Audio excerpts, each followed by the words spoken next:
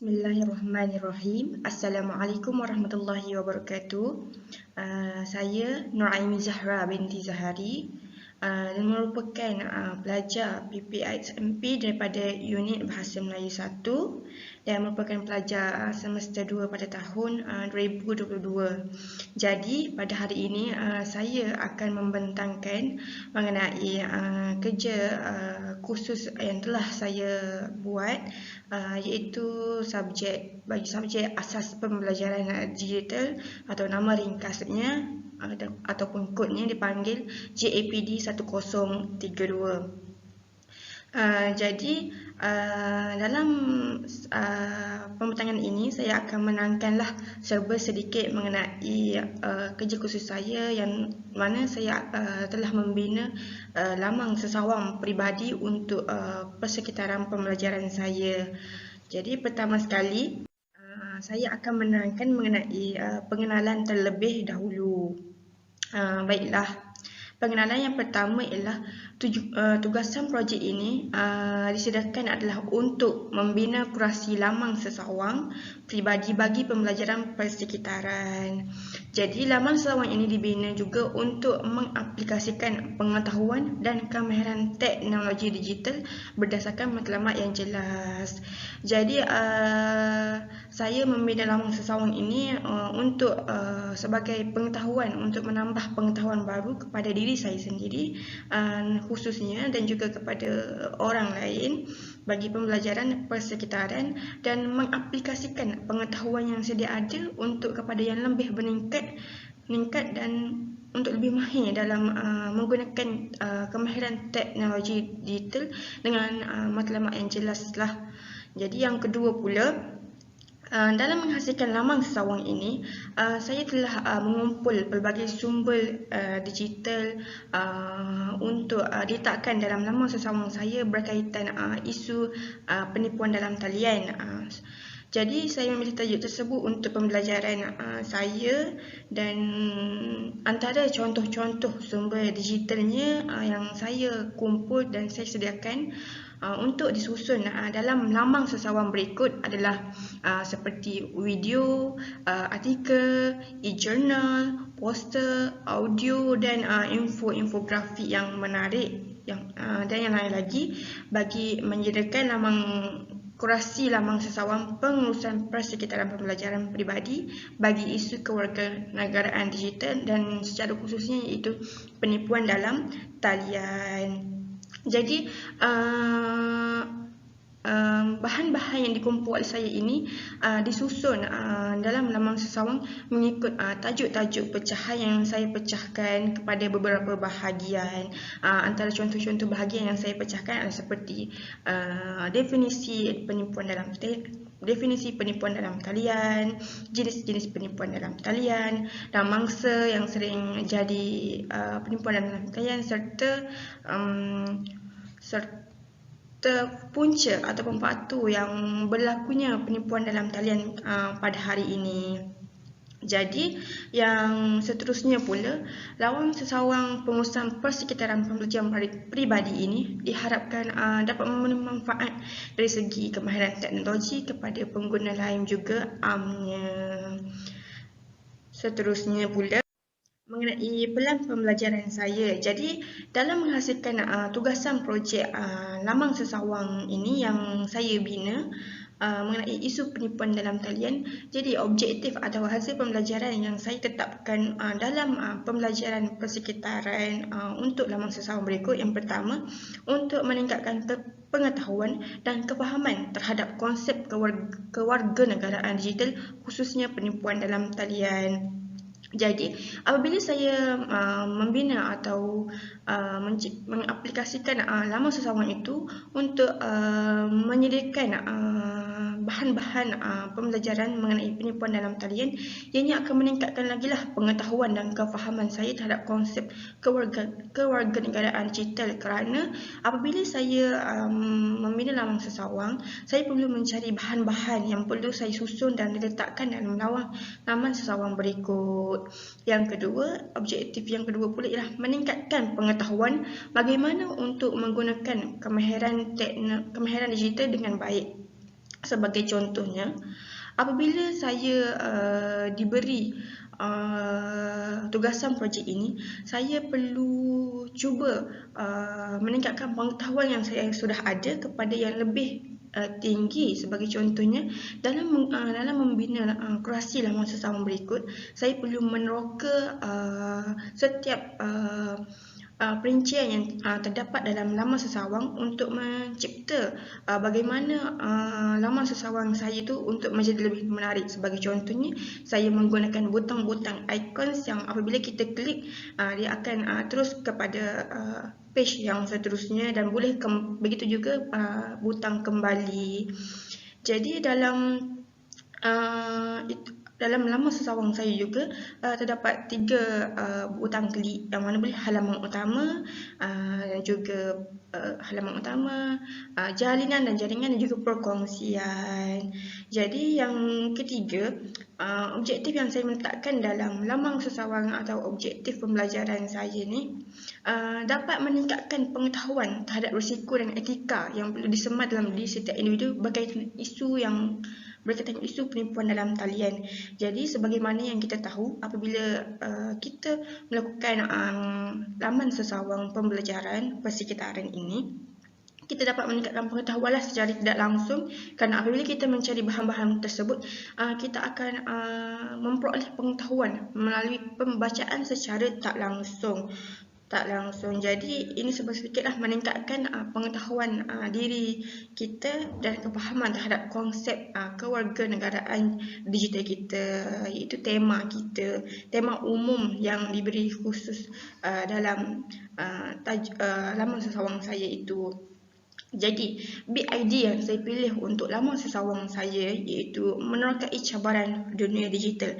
Saya memilih big idea menerokai cabaran dunia digital ini kerana sebagaimana yang kita tahu, isu digital hari ini merupakan satu cabaran kerana terdapat banyak kesan-kesan yang seperti yang isu yang dibincangkan oleh saya, iaitu penipuan dalam talian, yang mana boleh mendatangkan keburukan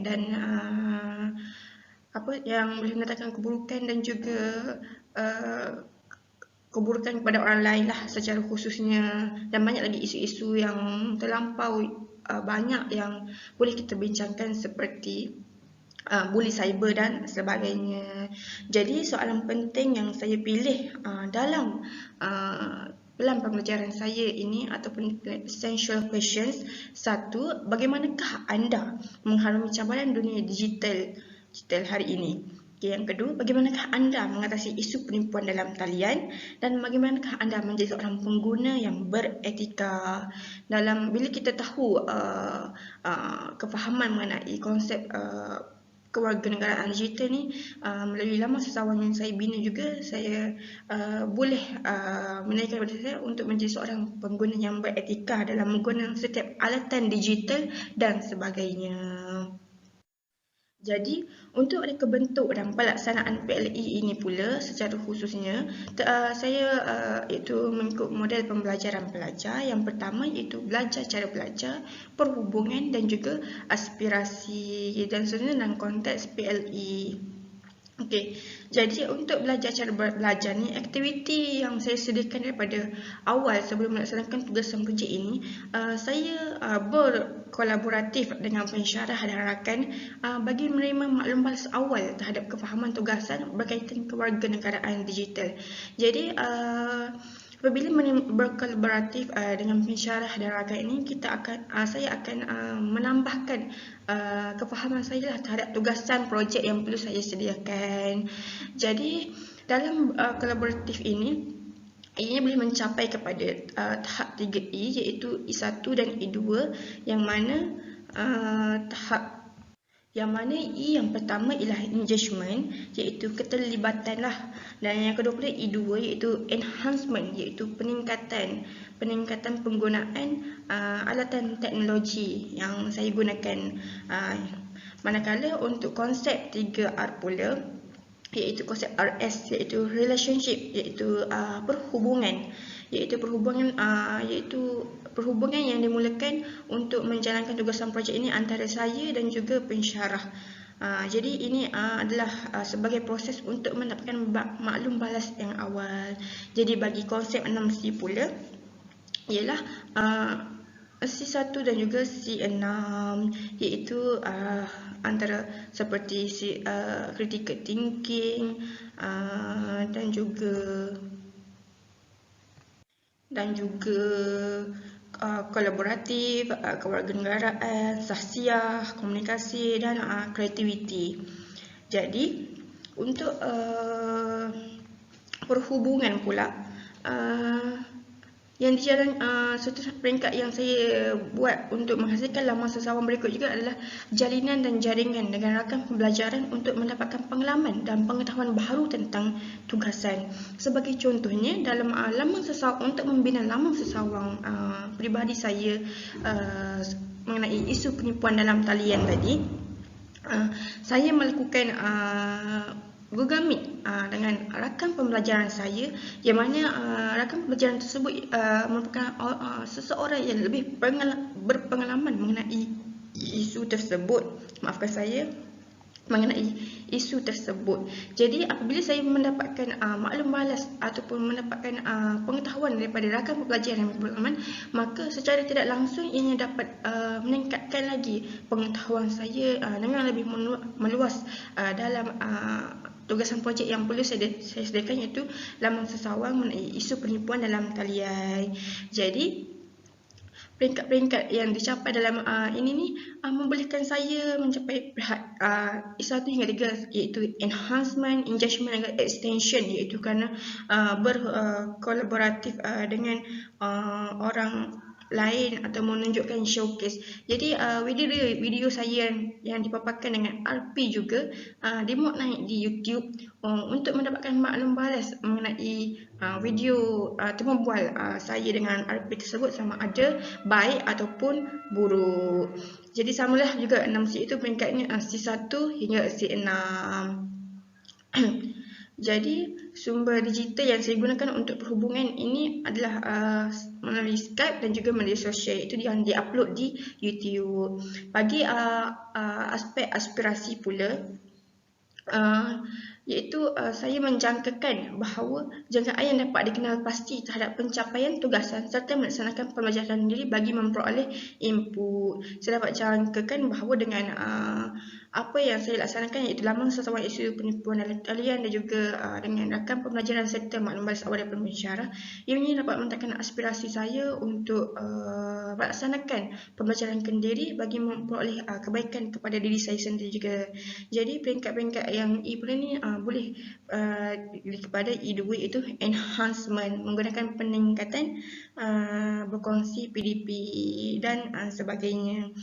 Jadi bagi peringkat aplikasi yang mengaplikasikan laman sesawang, iaitu aplikasi Google dan sumber digital. Jadi untuk ketiga-tiga aspek belajar, cara belajar, perhubungan dan juga aspirasi, konsep 3R yang dicapai dalam laman yang saya bina ini seperti RS, iaitu relationship, dan juga Rigo dan juga relevance. Apa yang saya muat naik dalam laman sesawang itu merupakan perkara-perkara yang relevance dan membincangkan perkara yang boleh meningkatkan lagi kefahaman diri sendiri dan juga orang lain mengenai kewarganegaraan digital secara khususnya. Jadi untuk PLE ini pula ialah peringkat-peringkat yang saya sediakan, iaitu aktiviti pertama iaitu mengenal pasti isu dan mencari pengetahuan melalui pembacaan serta kemudian membina pelan pembelajaran dengan terancang. Yang kedua iaitu menjana idea dan mereka bentuk kurasi laman sesawang PLE, iaitu saya mereka bentuk bagaimana saya ingin menjadikan ianya lebih menarik dan menggunakan teknologi digital atau aplikasi yang lain supaya ianya menjadi lebih mudah kepada pembelajaran saya sendiri. Yang ketiga iaitu berinteraksi dengan rakan pembelajaran, iaitu orang yang lebih bertanggungjawab seperti yang saya katakan tadi. Dan yang keempat pula ya, saya menekan slide untuk melaksanakan pembentangan mengenai laman sesawang yang telah saya bina itu. Itu dah dibentangkan daripada awal sampai akhir bagaimana saya menyiapkan tugasan berikut. Yang terakhir sekali, saya membuat perkongsian di media sosial seperti YouTube untuk mendapatkan maklum balas ataupun tambah baik kepada laman sesawang saya. ataupun dan juga video maklum balas saya. Jadi yang seterusnya saya akan mengenai laman sesawan PLE saya lah. Sedikit. Dan ini merupakan halaman utama yang mana diperkenalkan, disusun dengan diletakkan dengan pengenalan dan menunjukkan poster-poster lah mengenai penipuan dalam talian yang boleh orang kata reaksi awal untuk mengetahui isu yang akan dibincangkan. Dan ini adalah butang icons yang saya letakkan seterusnya untuk ke halaman next page. Dan ini merupakan pengenalan diri lah, salam perkenalan yang disusun dari atas ke bawah.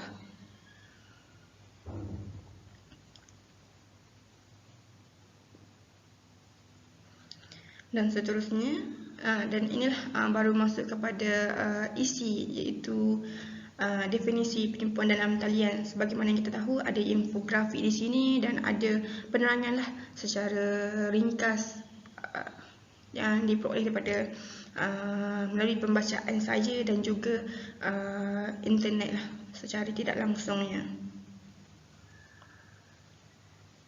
Dan mana yang tersebut tadi, iaitu bahan-bahan yang saya kumpulkan seperti artikel dan jurnal ini terdapat dan disediakan link di bawah, dan apabila ditekan pautan tersebut terus kepada halaman sesawan untuk pembacaan jurnal. Jadi ini adalah jenis-jenis penipuan dalam talian di mana terdapat macam scam yang boleh diisikan dengan gambar, tulisan, definisi dan sebagainya.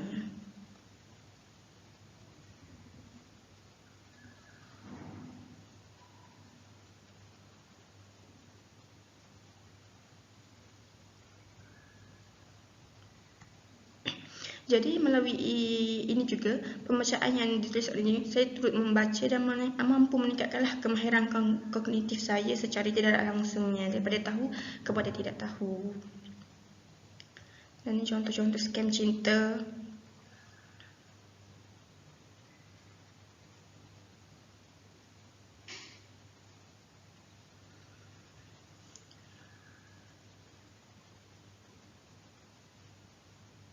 Scam parcel dan seterusnya.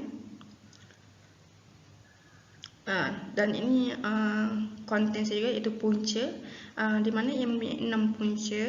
Kita dapat tahu bahawa punca berlakunya penipuan dalam talian juga ni disebabkan ada faktor-faktornya, macam faktor mudah panik, atau faktor ingin cepat kaya, dan banyak lagi lah.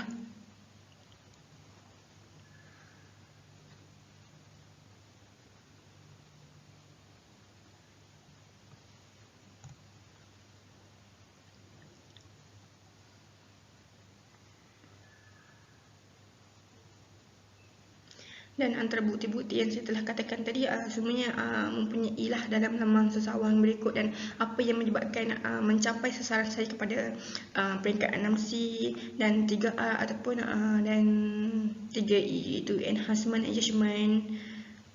Dan ini adalah konten bangsa penipuan yang mana disertakan dengan info, gambar rajah, dan disertakan dengan keterangan yang lebih lanjut lah secara ringkasnya, yang mampu secara tidak langsung memberi pengetahuan lah kepada kita semua. Dan yang di bawah ni kita boleh lihat, saya boleh lihat dan klik artikel di bawah untuk pengetahuan yang lebih lanjut. Contohnya ni masih ramai individu, artikel penipuan, dan juga jangan terpedaya dengan jenayah skamer, disertakan dengan rujukan bersih apa tujuh. Dan butang seterusnya juga lah cara mengatasi. Dan cara mengatasi adalah cara konten terakhir yang diletakkan dalam sesawan ini. Apabila mengetahui konten-konten daripada awal, definisi, mangsa dan sebagainya tersebut, maka ianya bagaimanalah untuk kita menghadapi cabaran ini dalam isu kewarganegaraan digital. Ini ada video yang boleh dilihat sebagai info tambahan kepada diri saya sendiri dan juga orang yang melawat Google Sites ini. Dan butang seterusnya. dapat butang kembali juga. Dan ini adalah jalinan dan jaringan lah yang mana saya terangkan tadi. Jalinan-jalinan ini saya membuat bersama rakan pelajaran saya, iaitu orang yang lebih berpengalaman dan mempunyai pengetahuan mengenai ICT lah. Dan ini adalah tinjauan awal yang dibuat oleh saya mengenai penipuan dalam talian, iaitu dengan menggunakan Google Form dan juga Google Sheet, iaitu mendapatkan satu tinjauan awal mengenai isu yang akan saya laksanakan dalam tugasan projek itu, iaitu penipuan dalam talian. Dan seterusnya adalah perkongsian. Jadi dalam perkongsian ini saya telah memuat naiklah atau mendapatkan maklum balas daripada video rakan pembelajaran ini, dan ini komen-komen daripada YouTube. Jadi berkaitan maklum balas dalam sesawang ini diperoleh juga melalui yang saya post di media sosial seperti IG dan juga Facebook. Dan di ruangan ini saya letakkan template sila tinggalkan maklum balas supaya senang untuk saya melihat maklum balas sama ada perlu diperbaiki ataupun sudah baik. Jadi itulah laman sesawang yang saya bina untuk pembelajaran peribadi persekitaran saya. Jadi ini merupakan QR code untuk laman sesawang saya, dan ini juga merupakan link laman sesawang untuk site saya. Jadi itu saja pembentangan daripada saya, diharapkan dapat memberi manfaat kepada diri saya sendiri dan juga orang lain. Sekian, terima kasih.